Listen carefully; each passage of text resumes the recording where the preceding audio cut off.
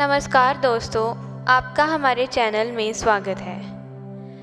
आज मैं आपके साथ एक पिता की हार्ट टचिंग स्टोरी शेयर करने जा रही हूँ। यह दिल को छू जाने वाली स्टोरी एक पिता के जज्बातों की कहानी है। इस कहानी से आप लोगों को बहुत कुछ सीखने को मिलेगा।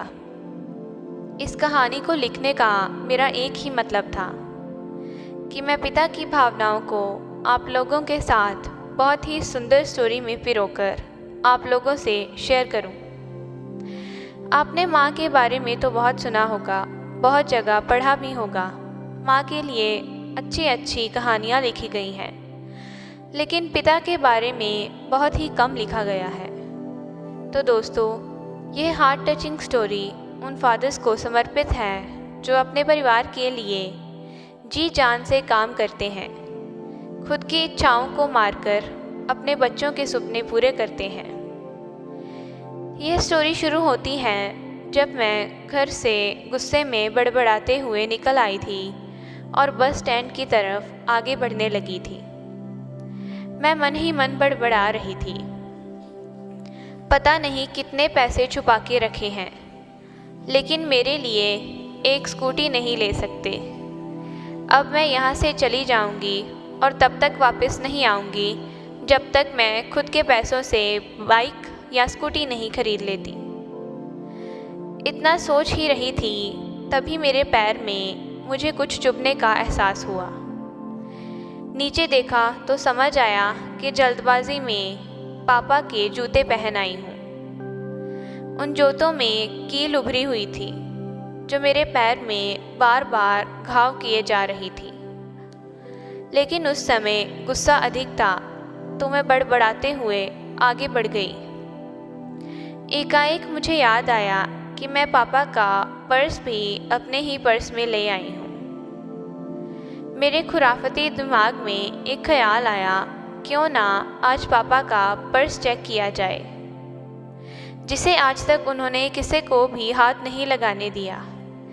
पता नहीं कौन सा खजाना छुपा है इस पर्स में जो किसी को हाथ ही नहीं लगाने देते। जब मैंने पापा का वह पुराना पर्स खोलकर देखा तो उसमें पैसे तो नहीं मिले, लेकिन पैसों की जगह एक डायरी रखी हुई थी। तब मैंने सोचा, ओह, तो यहाँ खजाना छुपाया रखा है। मैं समझ रही थी कि यहाँ पापा ने लिखा होगा किसी ने कितने पैसे लेने हैं और इसको कितने पैसे देने हैं, लेकिन मैं गलत थी। जब मैंने उस छोटी सी डायरी का पहला पेज खोलकर देखा तो वहाँ पर जो लिखा था वह थोड़ा सीरियस कर देने वाला था। डायरी में जो लिखा था उसे पढ़ने के बाद मेरे चेहरे पर जो एक्सप्रेशन था वह गायब हो चुका था, क्योंकि डायरी में वैसा कुछ नहीं था जैसा मैं सोच रही थी। वहाँ पर उन पैसों का हिसाब लिखा हुआ था जो अलग अलग कामों के लिए अलग अलग लोगों से उधार लिए गए थे। उस लिस्ट में कंप्यूटर के नाम पर भी पैसे लिए गए थे। कुछ यूँ लिखा था, 50,000 बेटे के कंप्यूटर के लिए। यह वही कंप्यूटर था जिसे मैंने आज तक यूज़ कर रहा हूँ, लेकिन मुझे यह नहीं पता था कि उस कंप्यूटर को खरीदने के लिए पैसे कहाँ से आए थे। लेकिन आज पता चल रहा था। मुझे आज भी याद है जब मैंने पहली बार कैमरे के लिए ज़िद की थी, जो मेरे पापा ने मुझे 2 हफ्ते बाद मेरे बर्थडे पर लाकर दिया था, जिसे देखकर मैं बहुत खुश हुई थी। और मुझे खुश देखकर मुझसे कहीं ज़्यादा अगर कोई खुश था तो वह थे पापा। अब मेरे चेहरे से गुस्सा एकदम गायब हो चुका था। जब मैंने आगे का पन्ना पलटा तो वहाँ पर कुछ विशेष लिखी हुई। पहली जो विश थी वह थी अच्छे जूते पहनना। यह बात मेरी कुछ समझ नहीं आई। तभी मेरा पाँव अचानक सरफ पर भरे हुए पानी पर जा पड़ा और तभी मेरे पाँव में कुछ गीलापन होने का एहसास हुआ। जब मैंने जूता उतार कर देखा तो उसका तला टूटा हुआ था। यह देखकर मुझे डायरी में लिखी बात याद आ गई। तभी मुझे माँ पापा की कही बातें भी याद आ रही थी। कि कैसे माँ जब कहा करती थी पापा से, अब तो जूते पुराने हो गए हैं, नए ले लीजिए, तो पापा अक्सर यह कहकर टाल दिया करते थे, जूते अभी और चलेंगे, अभी कुछ दिन पहले तो लिए थे। मुझे आज समझ आ रहा था कि कितने दिन और चलेंगे। साथ ही साथ यह भी समझ आ रहा था कि पापा पर्स को क्यों छुपा रखते थे। तभी उस डायरी को पढ़ते हुए बस स्टैंड पर पड़ी बेंच और आकर बैठ गया।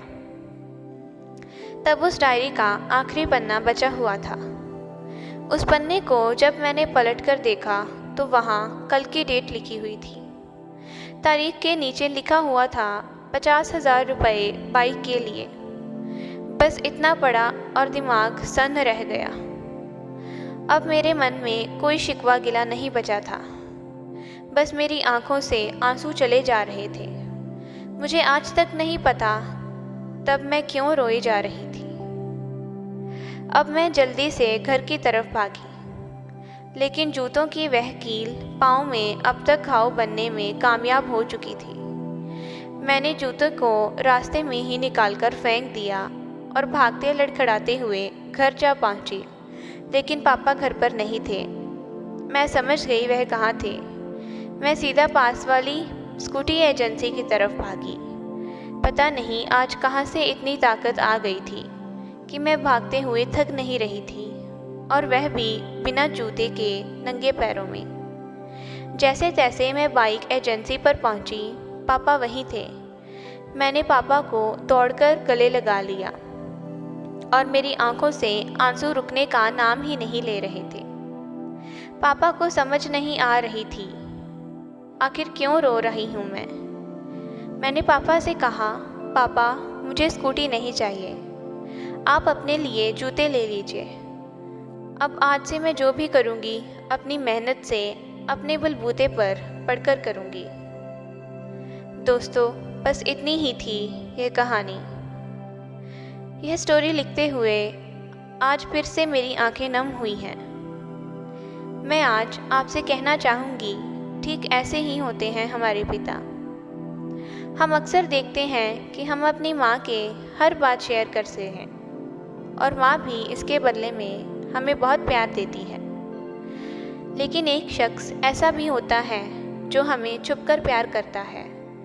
वह होते हैं हमारे पिता। यह परिवार में एकमात्र ऐसा व्यक्ति होते हैं जो अपने बच्चों से उन्हें बिना जताए छिपकर प्यार करते हैं। खुद की इच्छाओं को मारकर बच्चों के लिए सपने देखते हैं और उनकी खुशी में ही खुश हो जाते हैं। मुझे नहीं पता कि आप अपने पेरेंट्स की इज़्ज़त करते हो या नहीं, लेकिन अगर आपके पास पेरेंट्स हैं तो आप बहुत खुशनसीब हैं, क्योंकि इस दुनिया में बहुत से लोगों को तो पेरेंट्स का प्यार ही नहीं नसीब होता। अंत में मैं यही कहना चाहूँगी कि माँ बाप की भावनाओं का सम्मान करें।